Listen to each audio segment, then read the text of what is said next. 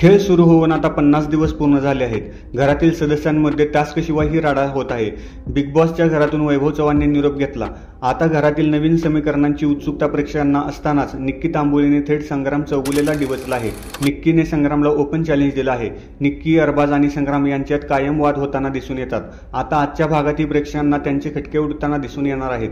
दम असेल तर तोंडावर बोलायचं, असं निक्की संग्रामला खुलं चॅलेंज देताना दिसत आहे। त्यावर संग्राम ही निक्कीला तिच्या खेळाबद्दल बोलताना दिसून येत आहे। प्रोमोमध्ये निक्की आणि अरबाज यांना संग्राम म्हणतोय जवळच्या माणसांना खड्ड्यात घालायचं आहे।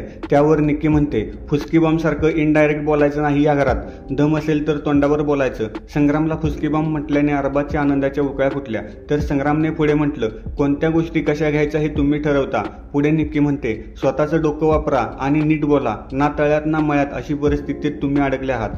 संग्राम पुढे म्हणतोय तुमच्यातल्या एकाला तुम्हीच बाहेर करणार आहात, त्यामुळे आता या आठवड्यात काय घडणार, कोणता सदस्य नॉमिनेट होणार यावर प्रेक्षकांचं लक्ष लागलं आहे।